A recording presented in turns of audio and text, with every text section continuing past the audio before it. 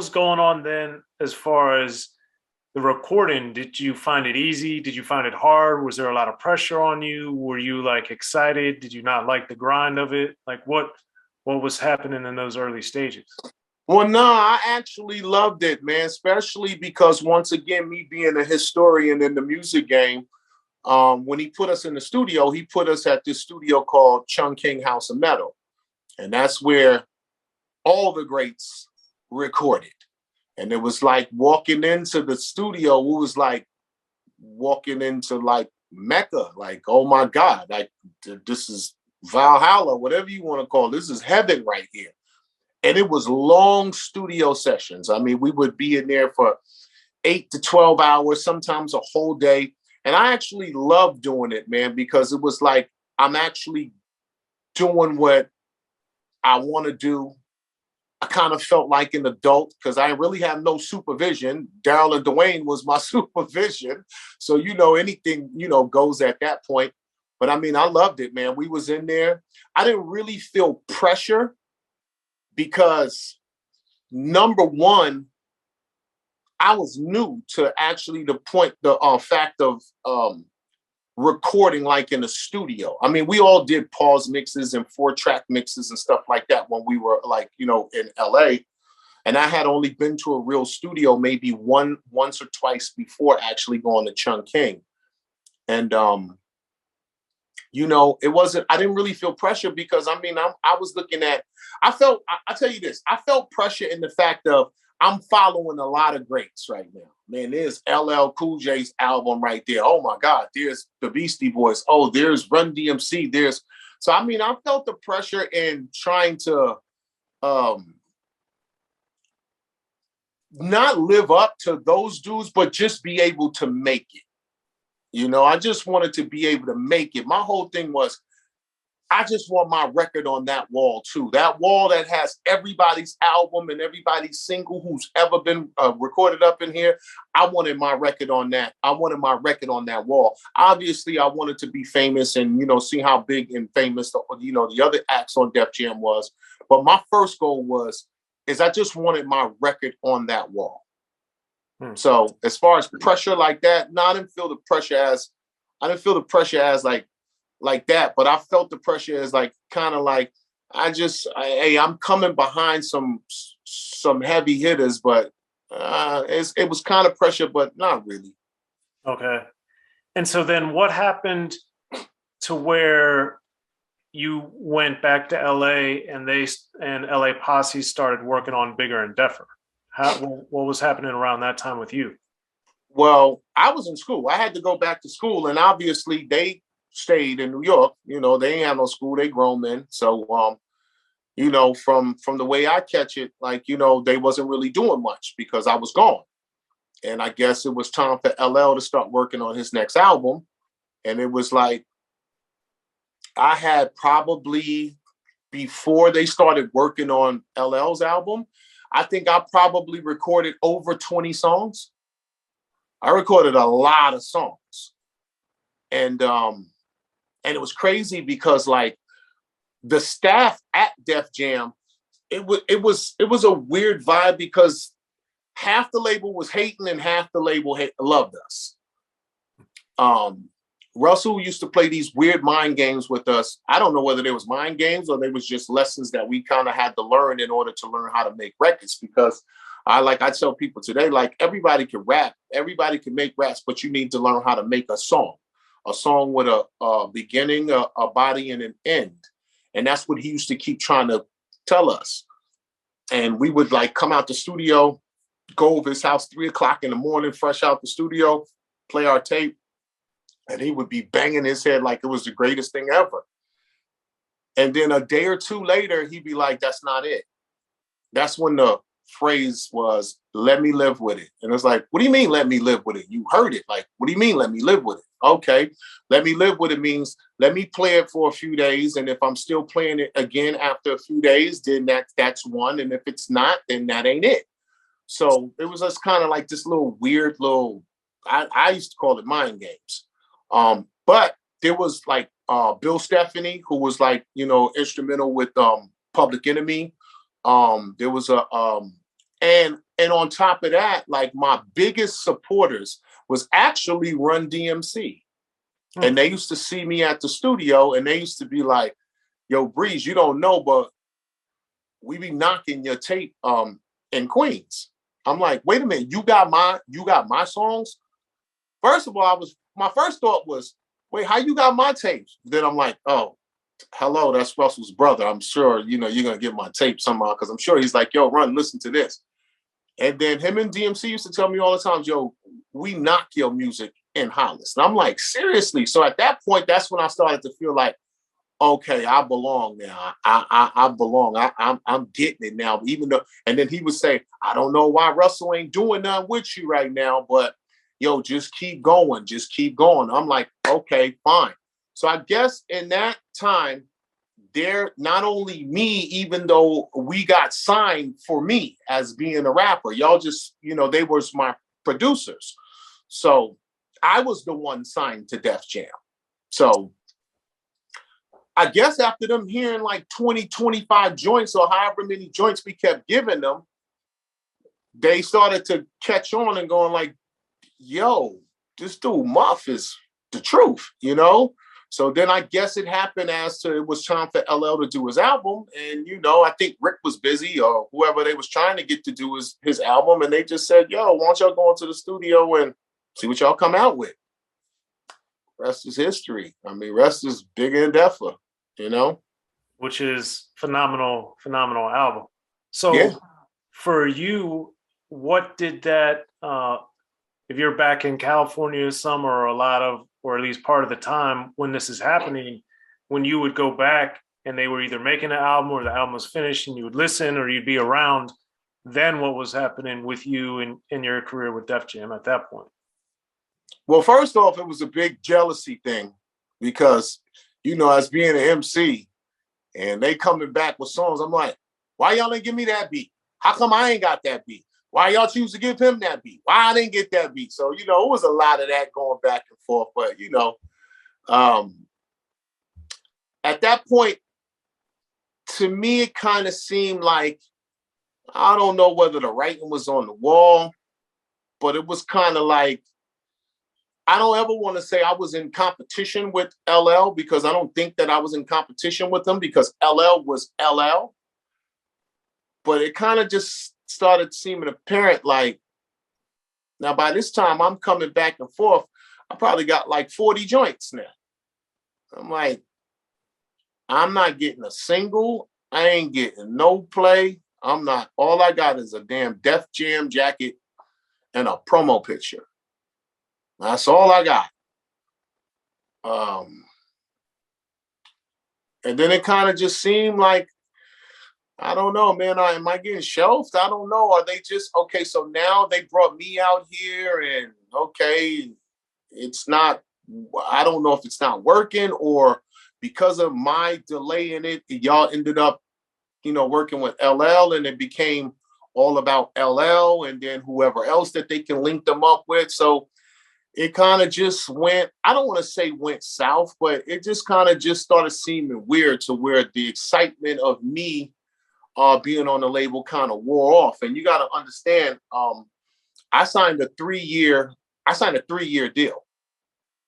So, but I signed when I was 16. By the time I graduated high school, which when I was 18, I probably had 40 songs recorded. Nothing's coming out. And I'm like, okay, what we gonna do? And it was like, and then some like weird stuff started happening where you're like, I remember the one dude that used to work for Def Jam told me I'll never be as deaf as LL and this, that, and the third. And I'm like, oh God, like what's going on? So lo and behold, while they sitting there I'm not working and Muffin them is working, my contract expires. But before that, I will say, Daryl and Dwayne and them, I linked up with a lawyer that they had, and their production since Bigger and Deffer took off, they started to make a name as, production team. And then I believe it was their lawyer that linked them up with getting a deal with Atlantic. I think they had like a couple of deals on the table. And I believe they was like, yeah, well, we'll sign, but we bringing Breeze with us. And then once, Russell Simmons got wind of it, he was trying to, strong arm it like, nah, y'all ain't taking him anywhere. And if y'all are taking him, I'm going to get a piece of your deal. I'm going to we going to get this deal together. And they were with it for a minute, like, yeah, well, come through. And I guess Leo was supposed to meet them up at Atlantic, and Leo never showed up. And lo and behold, they had a great meeting with Atlantic. And after that meeting, it came to fruition like, bro, they can't ask you nothing about me. My contract is expired. Look at my contract. They didn't re-sign me. They didn't re-up with me, nothing. Like they have no rights over me anymore. And so then that's when, they got the production deal with Atlantic. And I happened to be the first release to come off the Atlantic production deal that they got. It was me, the W.I.S.E guys, and then Muffin, Big Dad had to put out an album too. But I mean, the crazy thing is during that period though, and I always tell people this, is we like found a lot of acts that today that most people don't even know. Like we tried to get the Lady of Rage signed. We couldn't get a sign. We had Nikki D. We couldn't get Nikki D signed. We had a Mel LaRue before the Groove Theory thing. We couldn't get her signed. We had Monifa before Monifa went to Uptown. We came through like, we had Pharoah Monch. When Pharoah Monch and his boy used to be called, I think they was called Simply Two Positive MCs, STP, before they changed to Organized Confusion. We found like a lot of people, and we could not get them signed to Atlantic or to Def Jam or to anyone at that point. So it's crazy to see how some of these acts that we actually tried to get put on with at Atlantic as part of the deal are still thriving artists, and it ended up where some of them are still thriving, some of them are had a nice little career. But it's crazy how many people we actually came across. And if we were able to actually generate everybody we found, this LA Posse thing would be a whole lot bigger than what it actually ended up being.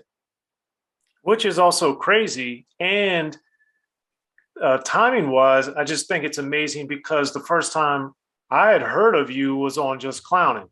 So how did, with the timing of everything, were you out, had your deal expired when you did Just Clowning? Were you still on?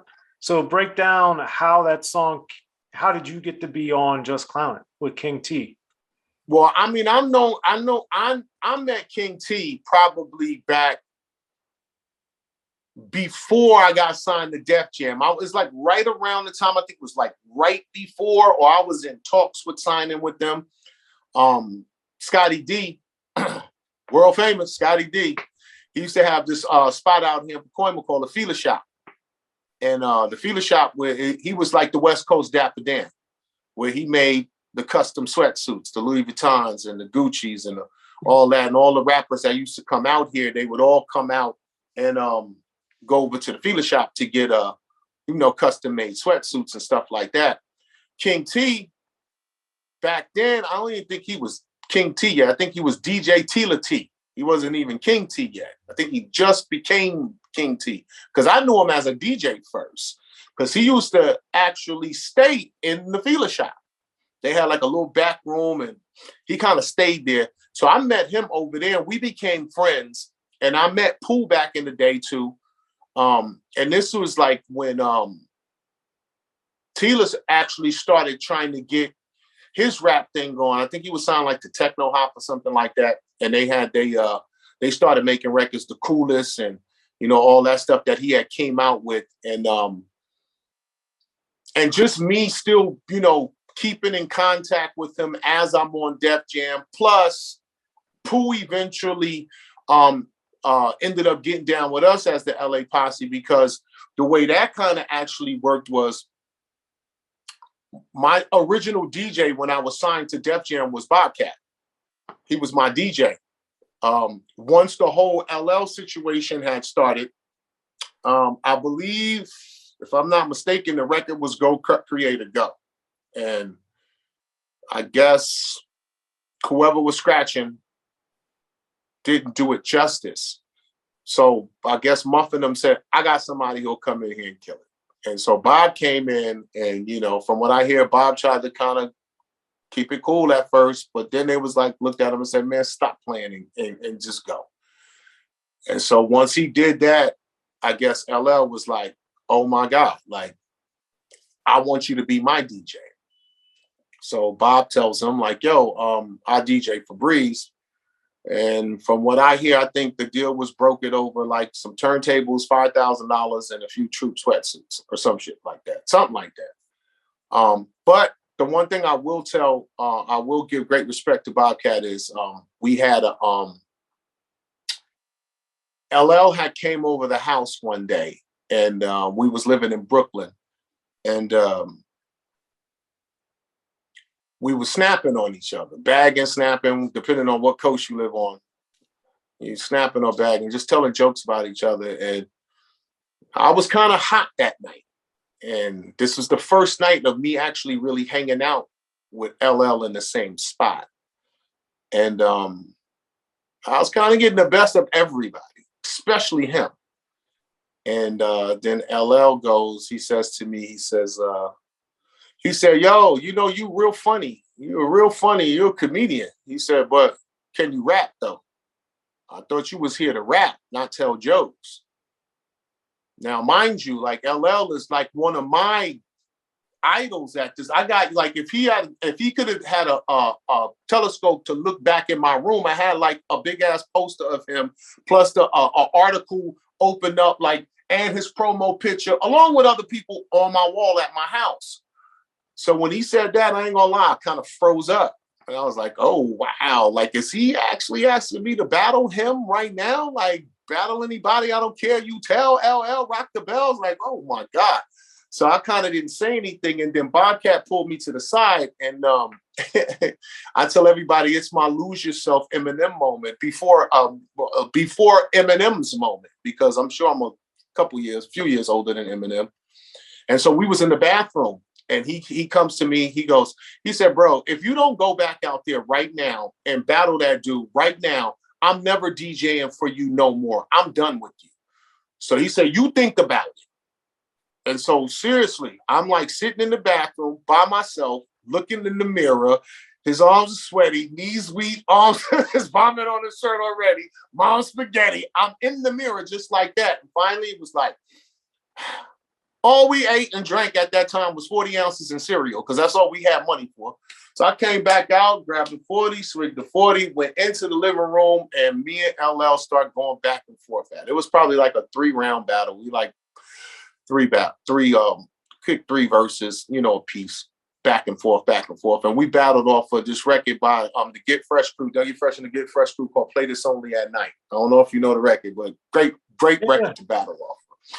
So and it was crazy because like after that, it's from Oh My God, the Quiet Storm type of song. Yes. Yeah. Very familiar. Yeah. So we we kind of became temporary friends that night. So it was like, okay, hey man, you know what? You can rap. All right, bro. So we go downstairs and he showed me his little Audi with the bulletproof windows and the remote control stereo. And we go to the store and we out drinking and blah, blah, blah. And it was funny because then after that night, we really never talked again. So then that's when I was presented with the whole thing of Bob came to me and said, yo, this dude asked me to be his DJ, but he was like, yo, man, if you don't want me to, man, I'll stay with you, bro. Like, I'm all about loyalty. Like, we out here to do this together. And I just looked at him. I said, bro, you've been DJing for as long as I've been rapping. And if you got an opportunity right now, come on, man. I've been signed to this label for 2 years now? We ain't got nothing out yet. If you got a chance to get on right now and get your name out there, I said, go ahead, man. He said, all right, Breeze. He said, okay, well, this is what I'm going to do. I got another dude that's going to DJ for you. And I said, who? He said, DJ Pooh. I was like, oh, Pooh. I said, okay. And at that time, he was King T's producer. So I known him from Feeler Shop. And then also he started DJing for me. And so from that whole thing, he went through his ups and downs with Def Jam and the label and all of that. And everybody trying to get paid and whatever. So, he ended up going back to LA and then getting a little deal or whatever the situation was to put King T out. And then once King T started catching and they got the deal at Capitol, that's when, you know, Pooh pulled me in and was like, yo, Pooh and King T was like, yo, want to get on a joint with me? And I'm like, yeah, I ain't have nothing out, you know? So I'm like, yeah, I want to get on. So then that's when me and Tila and Mixmaster Spade, bless the dead, did Just Clowning. That's how that came about. Well, it's interesting you're saying all this because I did remember when I first heard it, like how you were shouting out DJ Pooh quite a bit in your lyrics. So I was like, so now it makes better sense because I was going to ask you about that.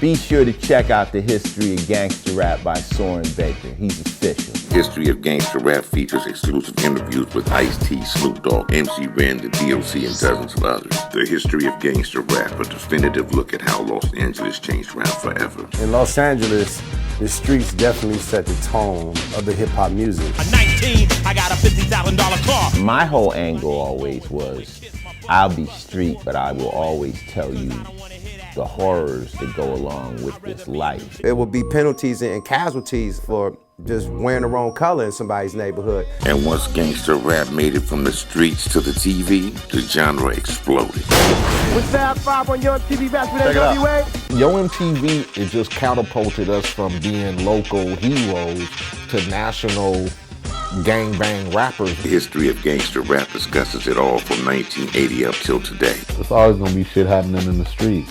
You know what I mean? So it's always gonna be something to talk about. The History of Gangster Rap in stores now.